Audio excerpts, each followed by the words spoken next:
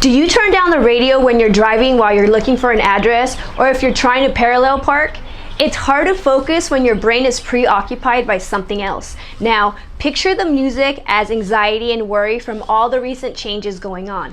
How can you help your students turn down the volume so that they can focus on your lesson?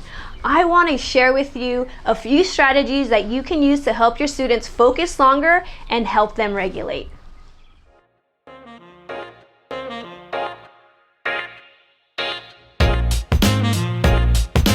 Welcome to the Teacher Revolution, where I give you tips and tricks to continue to grow as an educator. I'm Cindy, I'm a counselor and a teacher coach, but before I share how to help your students feel physically and emotionally settled so that they can focus longer, check out the link for my mini course, Online Teaching Bootcamp, where I cover how to lesson plan, how to boost student engagement, how to check for understanding effectively, and how to differentiate.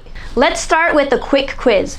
Which of the following is a sign of child traumatic stress? The correct answer is all of them. Teaching through a pandemic, whether you're in person or virtual, is difficult. It is clear that the pandemic has had an impact on our students' mental health. Anxiety and depression are on the rise, and you are probably seeing a rise in a lack of focus and engagement from some of your students. Given the major shifts in format and schedules that distance learning and hybrid learning requires, exacerbated by fear from a current crisis, students may be more anxious than usual. And for students who have already been experiencing chronic stress, and toxic stress or trauma, anxiety may be more likely and probably more pronounced for some of those students. Here are 5 strategies that you can try in person or virtually to help your students focus. You can download a copy of this guide that will break down all these strategies for you, and it includes a few more ideas to try out. And the link will be in the description. So number 1, begin interactions and lessons with grounding and centering exercises that help students focus on what is happening in their mind, their body, and their surroundings. In my intro, I mentioned to turn down the radio in your car. The reason for that is that our brains can't do more than 2 things at once. So if your students are worried or preoccupied by other things, they won't be able to listen to you. Grounding helps turn down the volume.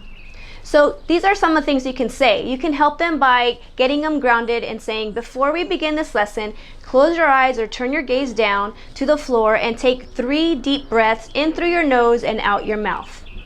Another thing is you can also ask your students to look around their environment and name one thing that makes them happy or calm or relaxed, and then have them explain why. Another grounding activity is ask students to scan their bodies for where they feel tense and where they feel relaxed, and have them silently tell the tense parts to relax so that the tense parts will feel the same way the calm parts do. Here's strategy number 2. Create structure and consistency through a lesson schedule, regularly scheduled communication, and concise instruction. Here are 3 suggestions on how you can do this, whether you're online or in person. The first one is provide a calendar that shows each lesson or subject for the day. Have it include the start and stop times and the due dates for all your assignments. Second suggestion is try to communicate at the same time every day and using the same format, whether that's email, text, or through the phone. A third suggestion is let students and their caregivers know how and when you will reach out to them, and let them know how and when they can contact you. Strategy number 3, create even more opportunities than usual for breaks and physical activities. Insert breaks into daily lessons and activities. If you are teaching virtually, check in with students to determine whether they need a break. A moving body is always a learning body. You can also encourage regular physical activity through each day to help all students focus. Students experiencing trauma may need additional muscle movements or sensory grounding, such as wrapping themselves in a heavy blanket, using fidgets, or sitting on a movable chair. You might consider sharing that information with the students' parents. If you are enjoying these tips so far, don't forget to hit that like button for me. Strategy number 4 is to promote self-awareness by providing opportunities for students to communicate their feelings.